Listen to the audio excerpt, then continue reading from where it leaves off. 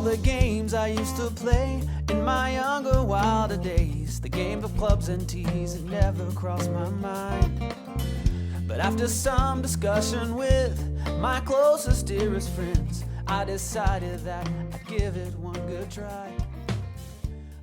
Welcome into the Turn Fantasy Golf Podcast. I am Andrew Putters, and I'm with my buddy Joe Nicely, the senior golf editor at Rotoballer.com. Joe, real quick, 2021, what's Rotoballer got in store for us?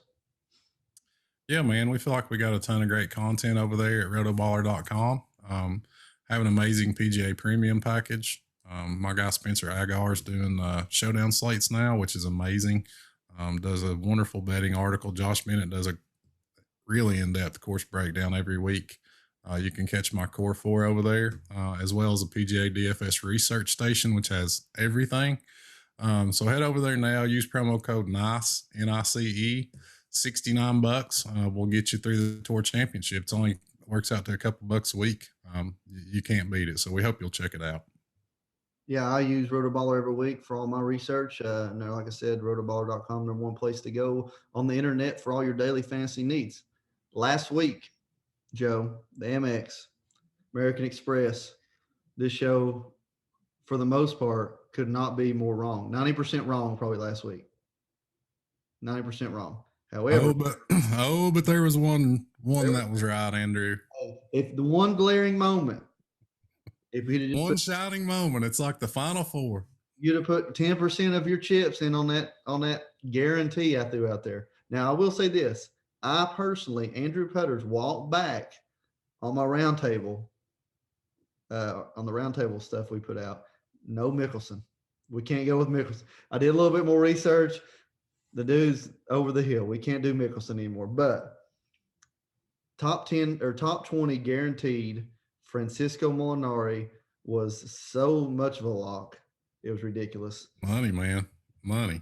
It was an amazing call. Amazing call. Great call. 4-1 odds on that. I mean, push some chips in there, you'd have been fine. I'm going to throw another little humble brag. You follow me on the best bet of the week. I'm 2-0 on that. Had Billy Ho over Kuchar and Sony. MX, I had Francisco top 20. Spitting diamonds out on the Rotoballer roundtable, expert roundtable. So other than that, there's not much to talk about last week, except you would think if there's any a week where Joe Nicely is going to shine, it's when Siwoo Kim wins the tournament. Joe.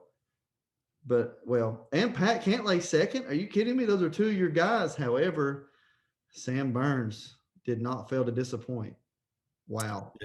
Yeah. It was a really mixed bag for me last week. I feel like I had like every guy that was in the top 10. Siwoo, Finau, Cantlay, all my guys, and had them. But as you mentioned, Sam Burns was a huge miss for me. Charles Howell III was a huge miss for me.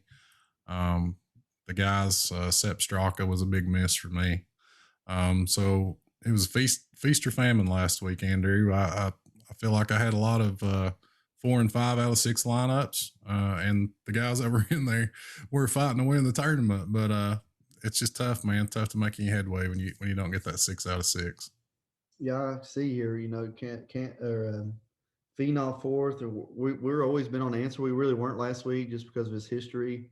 I got to him. I got to him as the week progressed. I ended up with a lot of Answer kind of as the week progressed, just because he was at that price point. Mentioned that I wasn't super crazy about the 10K and above range, which it was kind of a mixed bag. Cantlay and Finau played really, really well, but you had Reed miss the cut. Scotty Scheffler missed the cut. So just a kind of a weird tournament. We talked about it last week, one of those where you feel like the entire field's in play. And we were firing multiple lineups. We said we felt like it was a good week for that. And so, we're moving on, man. We're moving on. That's right. So Siwoo Kim holds off Patrick Cantlay's great performance to win by one shot. Siwoo Kim just shows up from time to time. You never know when it's going to happen, and he's there. Siwoo on Pete Dye, man. We need to make a note of that one. Siwoo on Pete Dye tracks. There you go. So, but saying all that to say this, we've had 3 tournaments this year. It's been great. Kickoff tournament champions. Sony's a great golf course. Amex is a good tournament anybody can be in. Now, this is a real golf tournament this week.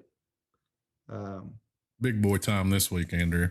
Yeah, and you said before we came on, surprised other players aren't playing because Torrey Pines also will host the U.S. Open this year. However, in my opinion, it's going to play completely different. So maybe some of those guys don't want to get a comfortable feeling about what it looks like non-major versus major.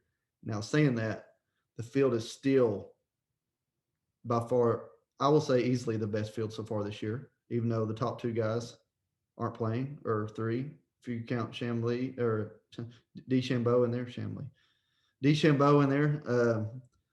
So, Torrey Pines State Park, owned and operated by San Diego County. It is right there in La Jolla, town of La Jolla, beautiful town. We went on vacation there back in 2017.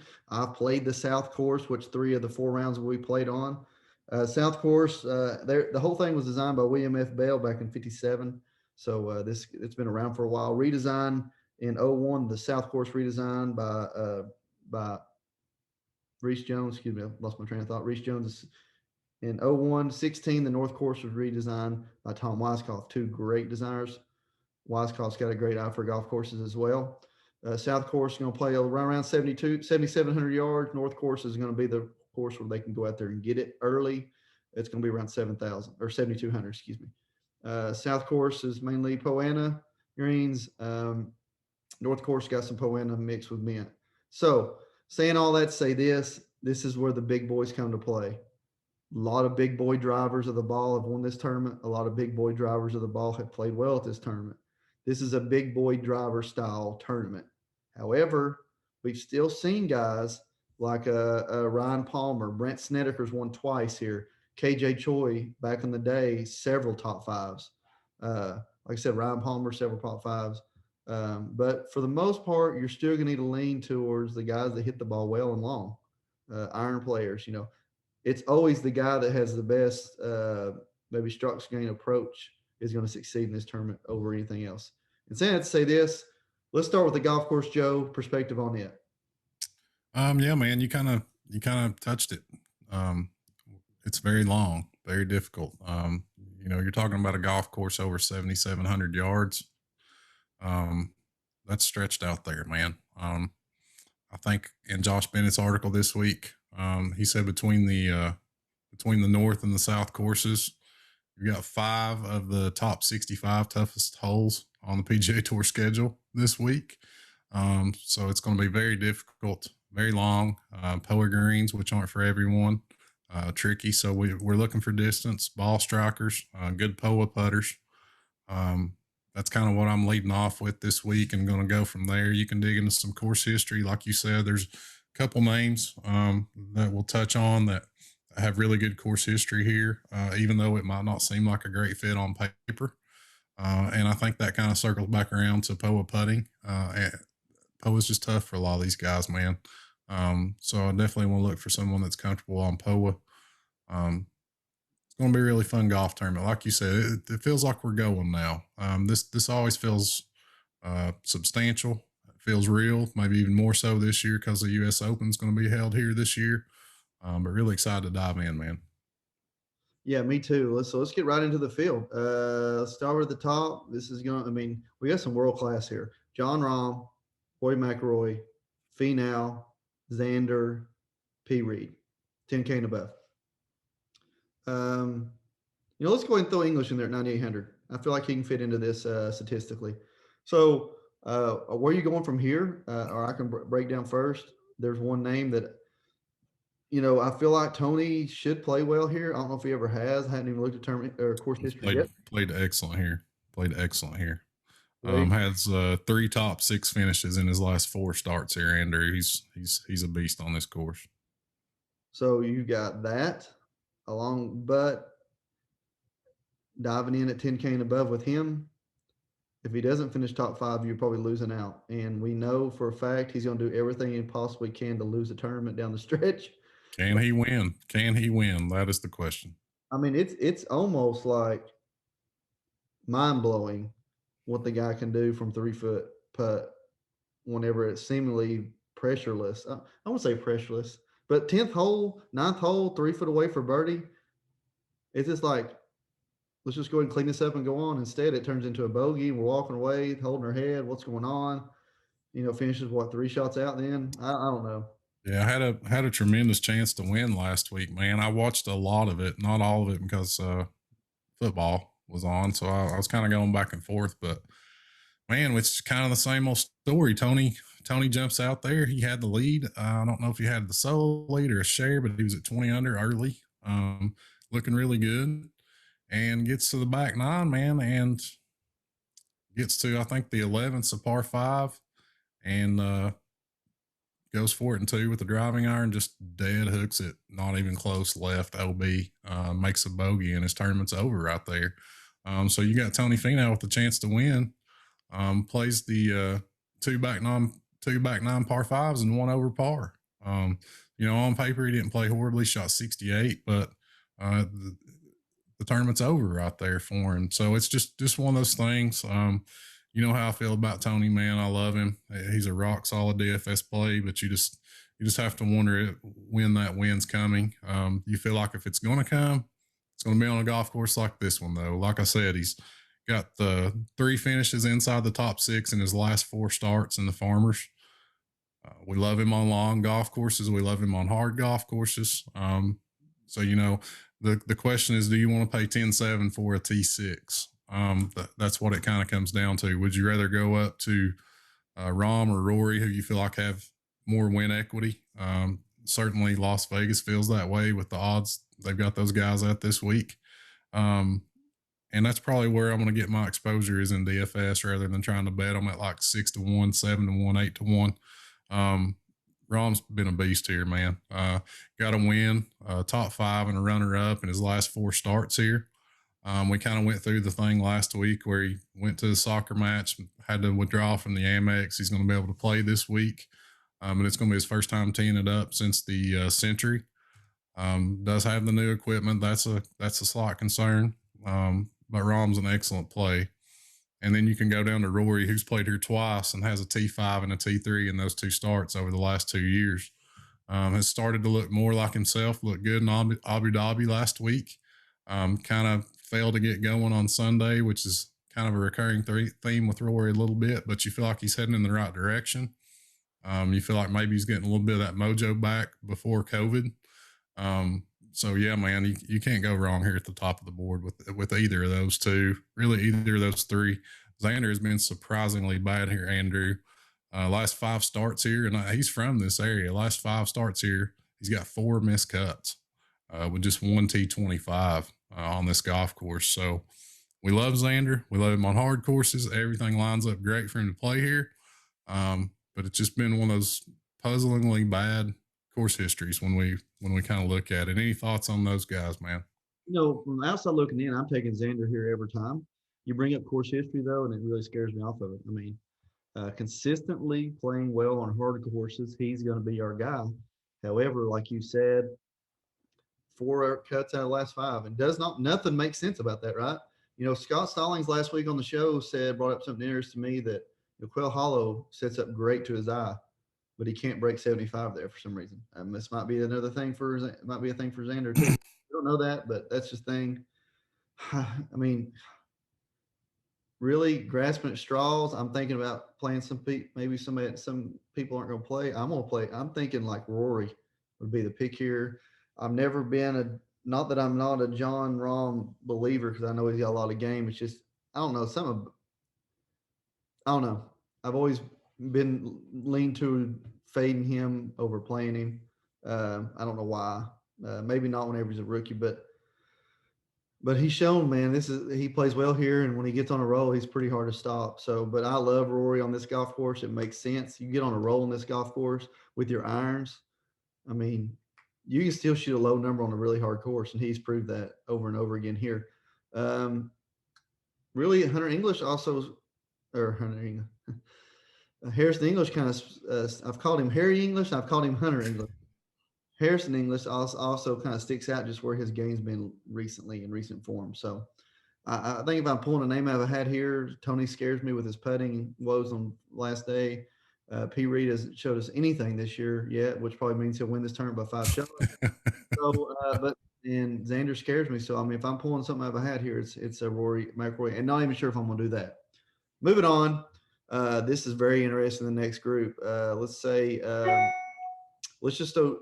I'm just going to go from, let's just say 9,000. 80. Let's go 86 and above, because these last two names, Jason Day, Leishman, 86, 87, all the way up to 96, Siwoo Kim. Very interesting. You gotta love the top three guys in this place. Sanjay, Kepka, Hovland on a golf course like this. You would think they make sense. Even Matsuyama, Wolf makes sense. Scheffler missed the cut last week. Siwoo Kim won, so we might want to pull back on him. Bubba Watson, former winner here, but guess what? Mark Leishman, Jason Day. This is a tournament unlike any other. You see the same names in the top 10 nearly every year. And guess what? Two of them are Mark Leishman and Jason Day. So I hate that Leishman's 8,700. I was hoping to see him at 8,000 this week, to be honest with you, Joe. Yeah, me too, man. And we do this on Monday night, so we're still kind of getting fresh impressions and still kind of finding our way through the salary scale. But my first impressions when I looked at this week's salary scale was, man, you're not sneaking up on anybody. This pricing is tough. They've got guys you thought you maybe could catch around 8, kind of in the mid upper 8s. So it's tough, man. You're not sneaking up on anything this week. Love that range that you named. We'll be going there often this week. Victor Hovland, you know how I feel about him. He's a tremendous ball striker. We love him on long, hard golf courses. Only played this tournament once, missed the cut as an amateur back in 2019. Brooks split with Claude Harmon. I think that came out today that they're parting ways. So a lot of interesting things going on with Brooks. You have to wonder if there's a little bit of turmoil going on there. Missed the cut in his last start here a few years ago. Didn't look great at the Amex. You kind of feel like he's going to be using this as a warm-up. Matsuyama can play well here, has played well here, had a T3 here a couple of years ago. Just very, very difficult for me to trust. And at 91, a play I really like is Matthew Wolff. This golf course is long. Wolff is one of the longest on tour off the tee. We've seen him play well at long golf courses. Wingfoot, runner-up finish U.S. Open, PGA Championship at Harding Park, top 5. POA is by far his best surface. Puts almost 3 times better on POA than any other comparable surface. So Wolff's a boomer bust guy. He can make guys like us look kind of silly, Andrew, because we like him and he shoots 80, or we're not big on him and he wins the golf tournament. But I'm going out there with Matthew Wolff this week. I just like how this shapes up for him. And then you get down to the 8s, man, kind of that trio you named, just course history galore right there, experience galore. Bubba, Leishman, Day. I could see any of those 3 top 5 and winning this thing. I could see any of those 3 missing the cut. Jason Day's won here twice. Leishman won here last year. Bubba's a former winner. And it's kind of easy to forget about Bubba, man. He's not played in a while. Missed the cut at the Masters, where we really liked him. But he closed out 2020 on fire, man. Over the last 24 rounds, he leads this field in strokes gained tee to green and strokes gained ball striking. So obviously we're going back to 2020 there, but Bubba was in absolutely fine form closing out 20. Loves this golf course. So I think you can definitely look at him. And I really like this range, Andrew, kind of that you named off from, 95 down to 85. Cameron Smith's a grinder right there at 85, and a couple guys below him. Ryan Palmer, excellent course history, has played well this year. Adam Scott, we know what type of tee to green player he is. Billy Horschel's got a couple top 10s here. And Will Zalatoris, the young guy, we really do love his talent. We don't know about on this golf course. I think he missed the cut here as an amateur. But we feel like he's got a lot of potential, going to be a big star. So, man, you got to love the guys up at the top because they are so elite. But if you want to start your lineup right here, it's pretty fertile ground. Yeah, I would agree. I mean, I could even see, putting three guys in that range, maybe even 4 guys in that range in your lineup and just pick a couple of scrubs, right? I think that's probably where I'm going to lean towards in building this week. Just put 4 guys out of this lineup, this area, maybe 3 per lineup, and alternating the 4th guy in there and putting scrubs with it, or it might not even be scrubs even if the salary's that low. So, I mean, everybody you named, I mean, Vic Hovland, Jason Day, Matty Wolf, Leishman, they all make sense. Yeah, they do, and even down to guys like Palmer, Billy Horschel. You hate to rely on guys like that, but you feel like there's top five upside there. And the golf courses we've covered the last few weeks, Andrew, Amex, Sony, Walleye, those were golf courses, and we said it on the show, those are golf courses that brought the entire field into play. And that is not the case this week. We can bucket a lot of these guys out. We can really cut down our player pool this week, kind of zero in on these guys, experienced, good pedigrees, good course history, long. So, we can, where we've been kind of struggling because there's almost too many good plays, this week we can cut a lot of guys out. Concur 100%. So, moving on down through, you mentioned some guys lower in the 8s. Zalatoris is interesting. Not much course history as a professional, but it makes sense to throw him into something like this. See where he's at. I mean, you gotta love Oosthuizen on a course like this, right? Hits the driver straight, hits it decently long. Great iron player. Cameron Champ's interesting name. Not sure of his course history here. Woodland. Not had great course history here, which is kind of surprising, to be honest. Isn't it to you that Woodland hasn't played well here? Isn't that pretty surprising? Yeah, I mean, he's played okay. What's he had? Several top 25s, I think. Just not top 5s. Let's see here. Woodland cut 9th, 12th, 20th, 18th. So yeah, he's played okay. Yeah, he's played pretty good. Yeah, and looked healthy last week. Maybe more importantly than anything, looked healthy last week. You kind of feel like that's going to make him a trendy play this week, which I'm fine with. You like him on these type of golf courses. Obviously won the U.S. Open at Pebble Beach, so I'm good with Woodland. We need a little bit of salary relief, and with him at 78, I could definitely see going there. But I'm going to be kind of keeping an eye on it if it's chalk. I don't want that. You mentioned Cameron Champ. I'm a little more interested in the other Cameron Davis, the guy that we liked last week and talked about. We've talked about him a lot on this pod kind of over the past year. Had his best finish as a pro last week. Finished T3. Played in this tournament 3 times and made all 3 cuts. So we'll see if he can keep it going, man. Definitely very long, very dependable off the tee. We're always just worried about the putter with him, but he can get super hot and can go low on a hard golf course. So I'm looking at Cameron Davis there. Your man, Molinari, the Molinari whisperer. Tell me what you're thinking, my guy, about Molinari there at 78. Is he back yet? I think he's heading the right direction. He had a double bogey on a par 3 on the Sunday that really kept him from being up in the top 5 area, but finished strong, burning the last 2 or 3 holes, I think. So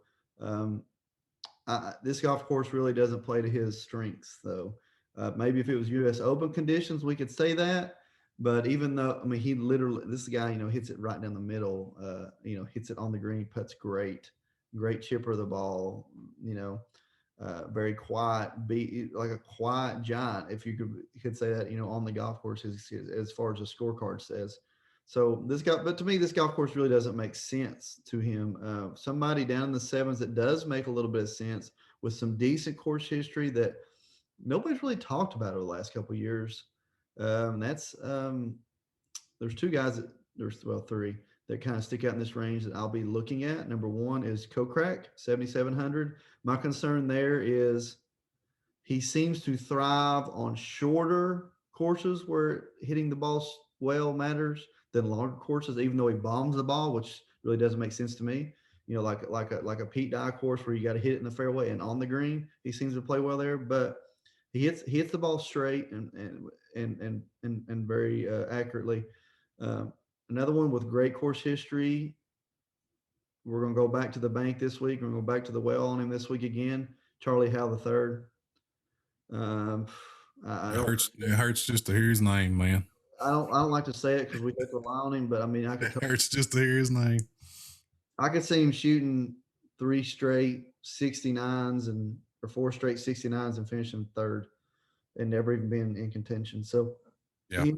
and the last player in this range, I'm not going to say be looking at, but be like diving more into in the mid to upper sevens is Alex Noren at 7,400. He has decent course history here. He never. I think maybe people expected too much for him when he moved over here to play full time, but still a very capable player and has decent course history here. I think lost in the playoff to Jason Day a couple years back. So that's where I'm at in the mid sevens. We can get on down to the lower sevens. I mean, you got to think Lucas Glover is going to be decent here, which we hate to say his name out loud too. Doc Redmond, you got to love. Brent Snedeker on this golf course does not make sense. However, 2 wins. It just works. It just I don't works. know if you remember one tournament there, he shot like 67 on Sunday, and it started raining and helling in Southern California, and he came from like 11 shots back to win by 4. Yeah, I think he sat in the clubhouse for like 3 hours that day. I think he went out, posted an early number, which we know he's a great weather player, great bad weather player, I should say. So yeah, I mean, Sneds, man, he's one of those guys. There's been nothing in recent form to indicate that anything's coming. Numbers aren't good, stats aren't good, but we kind of know at one of these Sneds tracks he's going to pop. So he's a guy you can look at in GPPs for sure. I wouldn't put all my eggs in the Sneds basket, but certainly wouldn't mind grabbing him some GPP exposure to him. A guy that you didn't mention, kind of up in the sevens that I really wanted to kind of shout out is Corey Connors. He's tough to trust because of the putter, and he's not played in a while. He's kind of where Bubba is. Closed out 2020 on fire. Had 3 top 10s and 2 top 25s in his last 5 starts of 2020, Andrew. The guy was just killing it. He's always been an amazing tee to green player, which is what we're looking for this week. So I think you can definitely look at Corey Connors there. And then going down, like you said, you gotta start picking your spots. You have to view these guys as GPP plays, I feel. Not really anybody that you're wanting to go all in on, at least not for me yet. Max Homa's interesting. At 74, had a T9 at this golf course last year. Played really, really well last week. Played well at Mayakoba, so he's put together a couple of really good starts. He's a California guy, knows how to put on POA. So I'm really interested in Max Homa there. And then as you move down, kind of the same lane there with Maverick McNeely. Had a rough weekend last weekend, so that might kind of scare you off, but he's played really well here, a T29 and a 15th in 2 starts at the Farmers, and he's a California kid also. Doug Gim, man, we shouted him out last week. We said jump on the bounce back train. Came through in a big way last week, so I think you can look at Doug Gim here. You mentioned Doc, who I just kind of always like, and I'm always going to have some exposure to when he's down at this price. Even though he made the cut for us last week, but disappointed over the weekend. And man, maybe, I don't know, maybe my favorite play down there, Andrew, at 7 is Johnny Huh. Made 5 of his last 5 cuts here at the Farmers. Has played extremely well. Came through again last week. Played well. Nothing fancy. Just knocking out, top 25s, going about his business. Gain strokes tee to green, and I think 5 of his last 6 starts or 6 of his last 7 starts. And has ran off 3 straight top 25s. So you can look at Johnny Huh there at 7K. Who are you thinking as we move on down to the 6s? I feel like it's dicey. What are you thinking down there, man? Anybody jumping out at you? We loved that range last week. A lot of interesting dart throws, but I don't know that it's there for us this week like it was last week. Yeah, and a couple of guys down here that are going to be like you want to have some exposure, a little bit of exposure because they could possibly compete to win. I want to give you 3 names in the 6s to put down on your list. Number 1, Tim Hogue.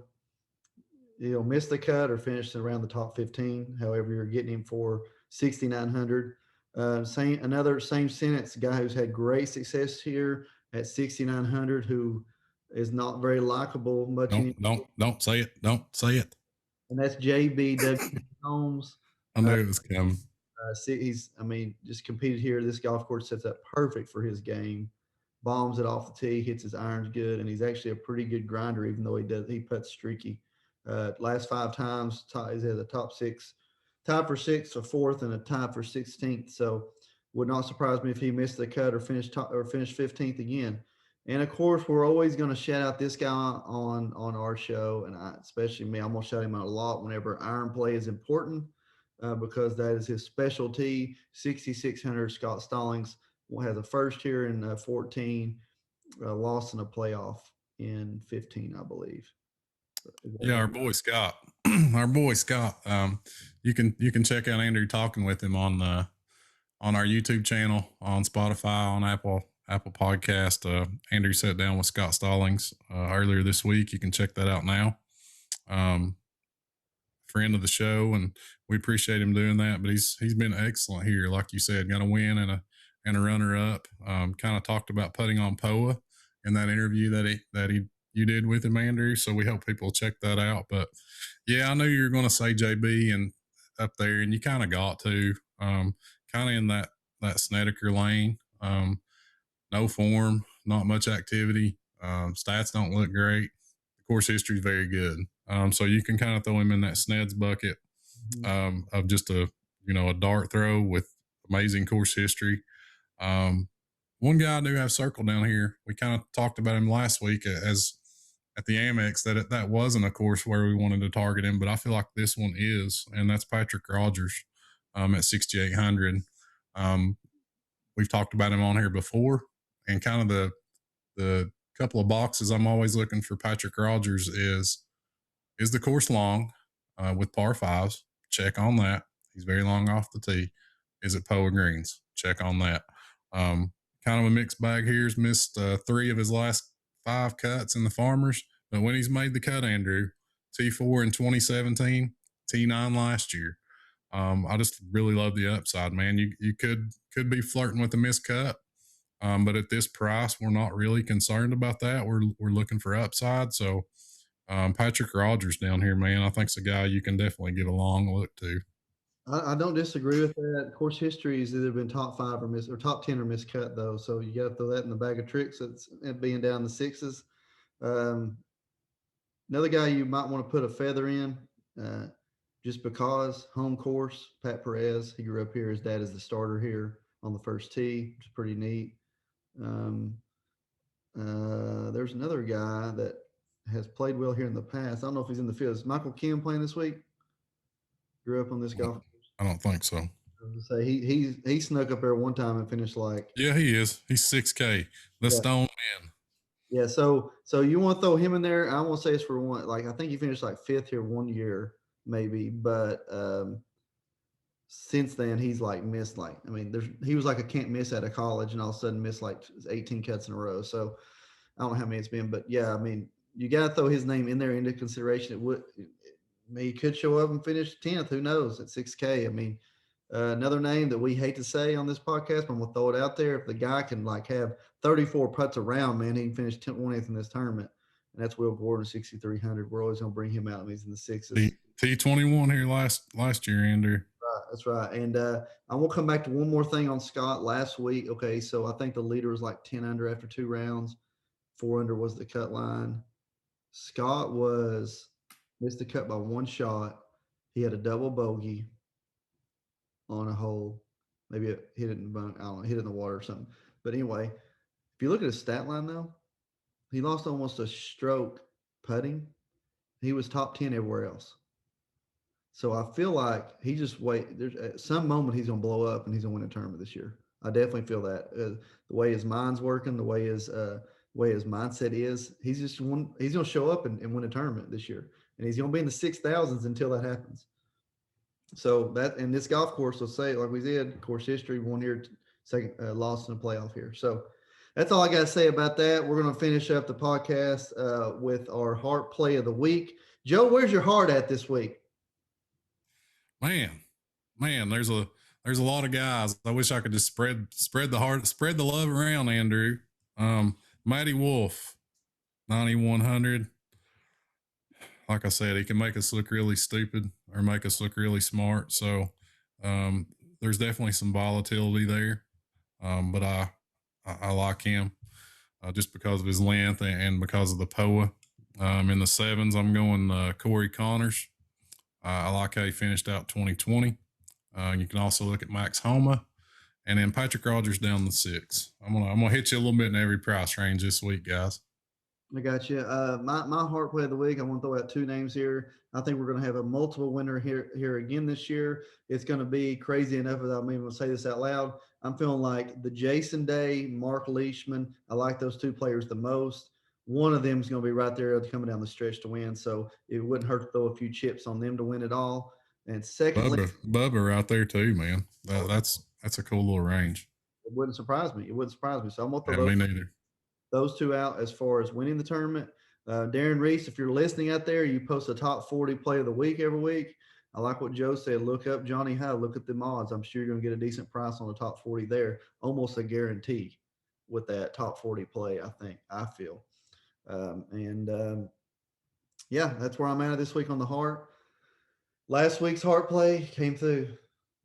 Guaranteed top. Molinari, the Italian stallion. It is. Coming through big time. I mean, let's be honest. Ryan Palmer here, he's a beast on this golf course and does not make sense. Yeah, I mean, I feel like Andrew. I feel like those 2 guys up at the top, you really have to consider, just because of the combination of course history and pedigree. And they're just elite players, and I'm talking about Rory and Rahm. So I definitely feel like you need to consider those, but this kind of low 9 into the 8 range, man, is super strong to me this week. So if you don't feel like you can get a Rory or a Rahm in there, I think there are plenty of plays down through there, kind of the from 8 to 9K range. You can really make some hay in there. I feel like. Yeah, I agree. I like I said, Rory. That's my guy. I think up top if I can get it in there. So. I don't really know what else to say other than I like Rory Rahm. Like we said, the 85 to 9 range is we could easily see the winner come out of there or contenders anyway. So I got nothing else, Joe. You got anything else, bud? No, man. I'm just really excited. I'm looking forward to watching this one. Don't forget, guys, the U.S. Open later this summer played on this golf course. Let's try to take away all we can from this week. We know we're going to be looking at different conditions and a different golf course after the USGA puts its final touches on it, but still really a good tournament, really one we want to watch this week. Right. That's right. We'll let y'all know. I sat down with a new friend of the podcast, a local guy that covers high school sports, 5starpreps.com, Jesse Smithy, the leader of that group. It will be dropping this coming Sunday. Everything looks like that's going to happen. So we talk a little bit about it. We talk a little bit about Tennessee football. We talk about Michael Jordan. We talk about Augusta. We talk about high school sports. So join in, listen to that as well. And let's go. Farmers Insurance Open. And you have listened to the Turn Fantasy Golf Podcast. First big mistake. I've already hit 3